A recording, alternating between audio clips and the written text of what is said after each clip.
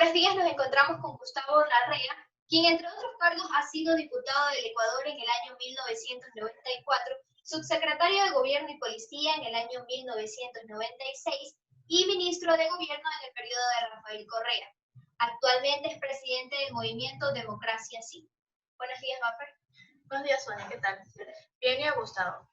En esta conferencia vamos a tratar temas de la ley humanitaria. Para eso quiero que nos cuente un poquito sobre su criterio sobre qué es la ley humanitaria. A ver, yo creo que hay que contextualizar la ley, porque lo contrario, esa ley en un contexto cualquiera no tendría sentido alguno. Pero estamos sufriendo una crisis sanitaria muy grave. Tenemos más de 36.000 ecuatorianos y ecuatorianas infectados. En cifras oficiales, algo más de 3.000 fallecidos, pero en los que se puede saber que murieron efectivamente con coronavirus, pero muchos más fallecidos. Tenemos también una crisis social. Muchas familias no tienen alimentos para subsistir. Las entregas de canastas, los $60 de apoyo, algo ayuda, pero sin duda hay un problema social grave. Hay que, diría yo, extender la mano generosa frente a una crisis social que lleva al hambre. La paralización de en general son ya 70 días de paralización económica, apenas el 20% de las actividades productivas, comerciales se han podido realizar, el 80% no.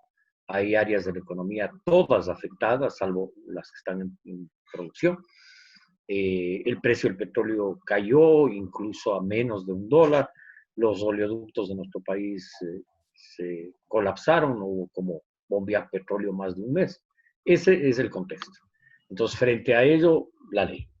Entonces, creo que la ley humanitaria lo que busca básicamente es lograr acuerdos entre distintos actores de la sociedad. ¿Qué pasa con los arrendadores? Que los arrendadores no tienen, muchos de ellos, posibilidades de pagar el arriendo, tanto de negocios como de familias. Por lo tanto, esta ley permite un acuerdo entre las partes para que las deudas puedan ser, de no pago los arriendos, puedan ser postergadas y pagadas poco a poco en los próximos meses. Creo que lo mismo, diría, en el caso de deudor-acreedor. Si una familia, una empresa deben, porque se endeudaron para comprar un bien o para una inversión, esa deuda no puede ser pagada como la normalidad hubiera indicado. Tienen que ser postergados los pagos. Por eso, refinanciar esa deuda, alargar el pago de la deuda, que no caiga en mora quien no haya pagado, sino que se le dé más tiempo para pagar. Por ejemplo, alguien sacó un vehículo para trabajar y tiene cuotas que pagar por el vehículo, que esas cuotas se posterguen su pago en los meses finales cuando se debía terminar de pagar.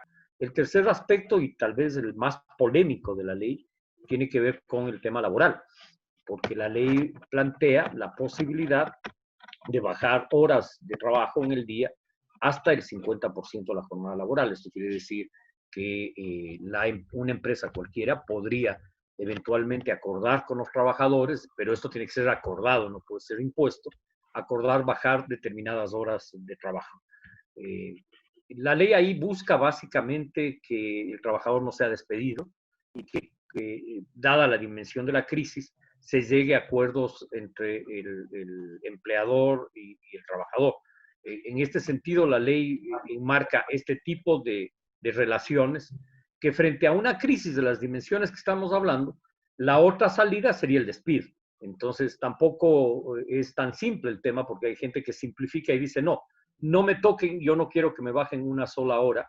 Entonces, claro, les llevamos al empleador contra la pared, y el empleador, frente a eso, muchos de ellos ya han cerrado empresas. Se trata de evitar el mayor número de cierre de empresas con esta ley. No creo que sea lo mejor hubiese sido que esto no suceda, que esto no pase, porque si bien la Constitución establece que los derechos laborales son irrenunciables, la realidad es que el coronavirus ha violado los principios del derecho universal y ha violado la Constitución de la República, pero es el fenómeno de la pandemia y se necesita madurez para entenderse. La madurez no es un tema de edad, es un tema de comprensión. Y a veces es muy fácil decir, a mí no me toque. Que toquen a todos, pero a la universidad ni un centavo menos, o a mi salario. Y con eso, con una actitud de esa manera, no solucionamos el problema.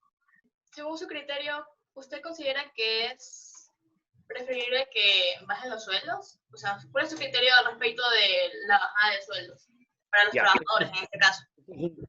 Ya no específicamente la ley, sino, digamos, combinas la ley que permite un acuerdo entre el patrono y el trabajador para bajar el sueldo bajando las horas laborales, no manteniendo las horas. Pero digamos, lo ideal es que no pase. Si una empresa puede no bajar y puede mantener el ritmo laboral, mucho mejor. Pero en los hechos va a pasar. Y si es que no hay flexibilización, lo que va a haber es despidos.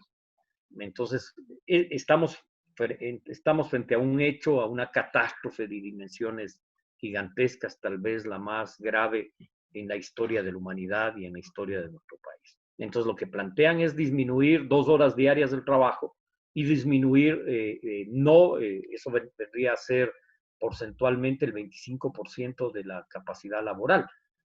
Pues son 8 horas, las dos son quitar 25% y dejarlo en 75%. Pero el salario no disminuye en el 25%, disminuye en el 16.6%.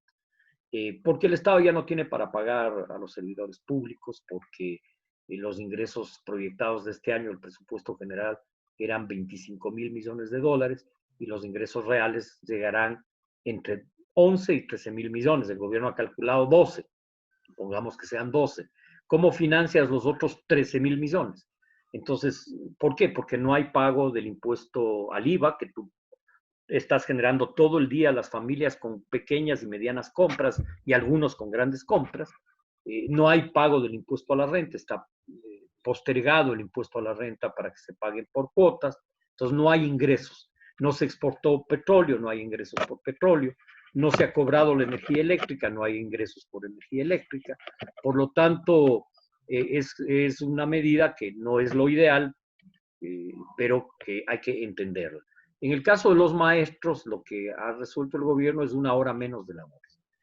Es importante entender que el sector de la salud, Fuerzas Armadas y Policía, a más de los agricultores, a más de los campesinos que están produciendo, de los transportistas que están transportando los alimentos, de las pequeñas tiendas, mercados, supermercados que están garantizando la seguridad alimentaria, de las farmacias que están ayudando a garantizar la salud. Esos son los sectores que están activos. En estos 70 días ellos han salido todos los días a trabajar. Solo es comprensible si entendemos la crisis, si no sería un abuso. ¿Por qué me bajan? ¿Cómo si yo trabajo 8 horas diarias?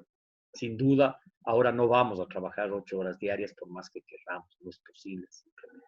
Ni siquiera las 7 horas, o sea, o las 6, objetivamente. Primero porque no está abierto, sino un día a la semana la posibilidad de salir, si es que en general en casi todo el país, salvo Guayaquil, que pueden salir 2 días a la semana. Las actividades comerciales solo se pide nuevas actividades. Va a ser un proceso y para recuperar la movilidad del país en su conjunto pasarán algunos meses. En horas de la mañana vimos que manifestantes se concentraron en el centro de Guayaquil y en Quito también el FUT salió a protestar. ¿Cuál es su opinión al respecto? ¿Cuáles son las medidas que usted cree que debe adoptar el gobierno para paralizar estas manifestaciones? A ver, yo creo que los trabajadores defienden un derecho de estabilidad laboral, defienden un principio que es parte, diría yo, de los principios del derecho internacional de los derechos humanos, que es el derecho al trabajo y la estabilidad laboral. Defienden también un principio constitucional. La Constitución establece también derechos. Sin embargo, esos derechos tienen que pasar por la realidad. Yo les dije en la primera pregunta, quien violó la Constitución es el coronavirus, porque la otra medida que tendría que adoptarse para poder mantener el Estado sería el despido, que sería mucho peor. Yo respeto el derecho a la movilización y creo que es parte de una democracia en el que los distintos sectores se expresen. Yo les pido a ellos comprensión del momento en el que vive el mundo, madurez para entenderlo, pero comprendo también su aspiración. Yo creo que el gobierno tiene que abrir una puerta de diálogo con ellos, buscar una medida, diría yo, que permita la comprensión de unos y otros y puntos de acercamiento. No tiene sentido que en la gravedad de las circunstancias pongamos en riesgo a los trabajadores saliendo a la calle, pongamos en riesgo su vida. Y hay empresarios que han dicho claramente su interés en colaborar, en dar ese aporte y en viabilizar ese aporte. Algún líder político dice que eso debe ser voluntario. En la época, en el siglo XV y XVI, la caridad de alguien que tenía era la forma en que se resolvía el tema de la pobreza.